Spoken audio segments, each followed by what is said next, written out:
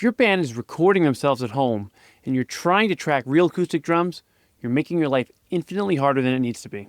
I'm not saying that to be dramatic. I've mixed hundreds of metal tracks at this point, and the ones that come with me with home recorded drums, they almost always have the same problems that could have been completely avoided. So today, I'm going to break down the 5 variables that are stacked against you when you try to record real drums at home. And then I'm going to tell you what I think you should be doing instead. Now, before anyone comes at me in the comments, let me be clear. I'm not anti-real drums. Real drums sound incredible. A great drummer in a properly treated room with an experienced engineer running the session, that's the gold standard. That's the sound we're all chasing. But most of the bands I work with are not in that scenario.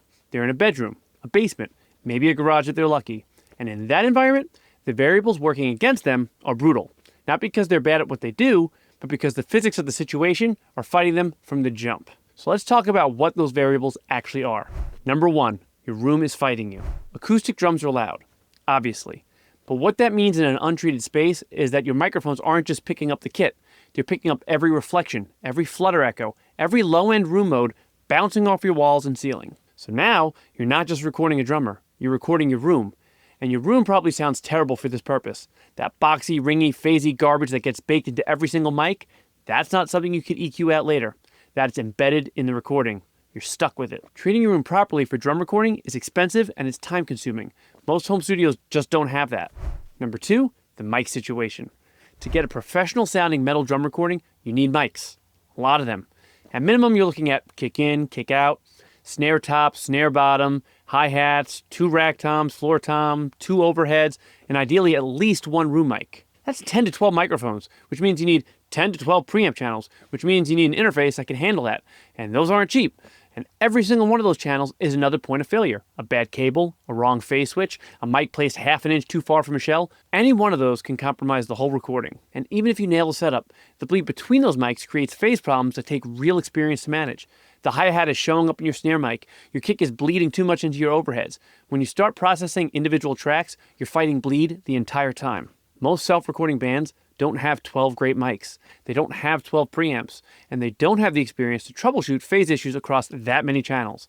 And that's not a knock. It's just reality. So that's 2 variables already, and we haven't even hit record yet. We're still just setting up. It gets worse. Number 3, your drummer has bad days.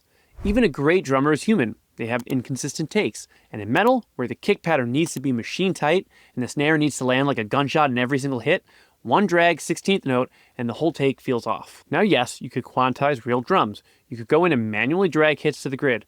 But when you move things around like that, you're moving all the tracks together. Now this could create some phase artifacts. The snare sounds weird. The toms have a flam that wasn't there before. You fix one problem, and you create 3 more. And even when the timing is fine, velocity consistency is another animal entirely. In metal, you need that kick drum hitting at the same intensity on every stroke of the blast beat. Real drummers have dynamic variation, which is beautiful in jazz and rock, but in modern metal, it makes your kick sound like it's breathing when it should sound like a machine.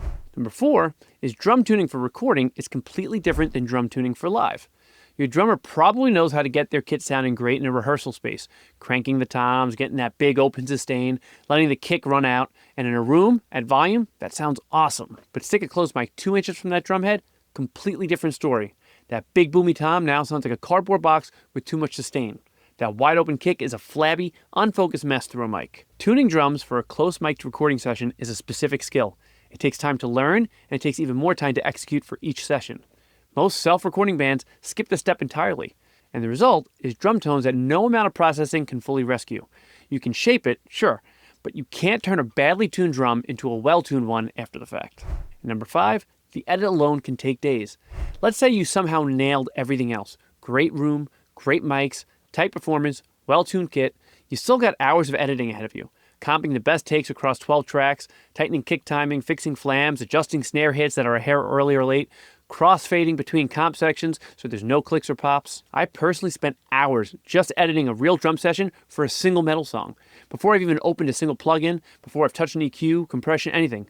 Just editing. And for a self-recording band, where you're also tracking guitars, bass, vocals, and probably mixing it yourself, spending days just on drum editing is a massive time sink. And that's time that could have gone towards writing, performing, or actually mixing. So, 5 variables, any one of them can tank your drum sound. Stack all 5 together, which is what happens in most home studios, and you're fighting an uphill battle before the song even starts taking shape. But there's good news. There's an alternative that eliminates every single one of these problems. Programmed drums.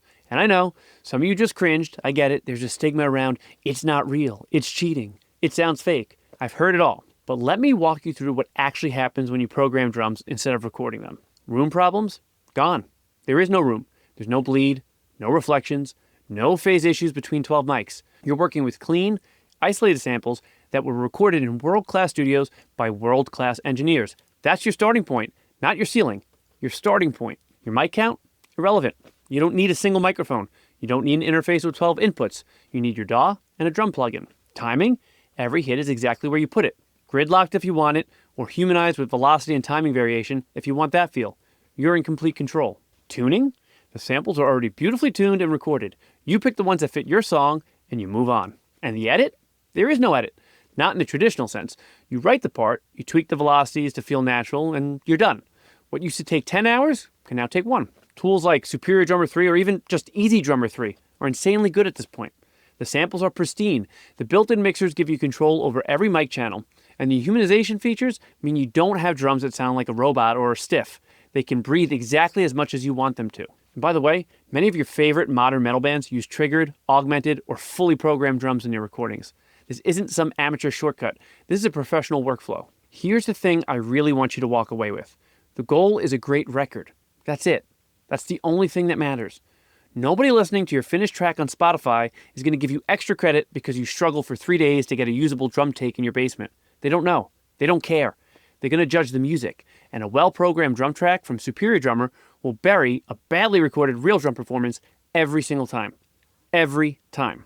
This isn't about being lazy. It's about being smart with your time and playing to your actual strengths as a self-recording band. Your strengths are your songs, your performances, your guitar tones, your vocal delivery. That's where your energy should go. Not fighting acoustic physics in an untreated room with gear you don't have enough of. Save real drums for when you have the budget to go into a real studio with a real engineer who does this every day. Until then, program them. Do it well, and put that energy into the parts of your recording that actually need you. All right, I want to hear from you. Real drums or programmed? Drop it in the comments. And if you're on the program side, tell me what library you're using. I'm always curious what people are reaching for. If you're getting ready to start tracking your next project, I put together a free mix prep guide specifically for metal bands. It walks you through everything you need to do before your tracks hit a mixer's inbox, or before you start mixing them yourself. Links in the description. Go grab it. And if you got tracks that are done and you want to set up professional ears on them, I offer mixing services. That link is also in the description. If this video helped you out, hit the like button. It genuinely helps the channel. And subscribe if you want more stuff like this. Till next time, I'll see you on the next one.